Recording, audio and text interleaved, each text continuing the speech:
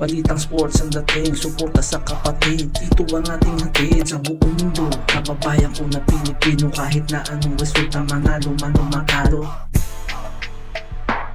Kai Sotto magbabalik na sa Japan B-League. Panibagong team na Koshigaya Alpas ay excited na para sa ating kababayan. Matapos nga ang isang napakagandang season para sa ating kababayan sa Yokohama B Corsairs ay eto na at panibagong breakout year na naman ang aabangan ng ating mga kababayan para sa ating pambatong si Kai Sotto dito sa 2024-2025 season ng Japan B-League. At pati mga kakampi niya ay excited na rin. Sa pre-season game nga kontra sa Utsunomiya Breaks ay halos wala nang mabili na ticket ang mga Japanese fans na gustong mapanood ang ating kababayan mismo sa actual game versus sa Utsunomiya Breaks. Halos nag-iiyakan na nga ang mga fans dahil wala na itong makuwang ticket. At excited na rin sila na makakita ng iba't ibang uri ng dunks mula sa ating pambatong si Kai Sotto. Abangan natin yan mga ka-adventure sa kanilang first pre-season game.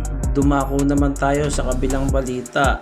Gilas Pilipinas rank 34 na sa FIBA Power Rankings. Sa FIBA Power Rankings nga ay nasa ika-22 pwesto ang New Zealand na ating makakalaban sa November 21, 2024. Matatandaan na bago magsimula ang FIBA Olympic Qualifying Tournament kung saan kasali ang New Zealand at ang ating Gilas Pilipinas ay inilagay ng FIBA sa kanilang Power Ranking Volume 1 ang New Zealand sa ika-12 pwesto at ang ating Gilas Pilipinas naman ay inilagay ng FIBA sa ika-20 pwesto out of 24 countries. Medyo nasa kulilat nga ang ating pambatong Gilas Pilipinas dyan sa naganap na FIBA Olympic Qualifying Tournament sa Latvia. Ngunit nung naglabas ang FIBA Power Ranking Volume 2 ay nasa ika-10 pwesto na agad ang ating Gilas Pilipinas matapos nitong pabagsakin ng number 6 in the world na Latvia, habang ang New Zealand naman ay tuluyan ng nilaglag ng FIBA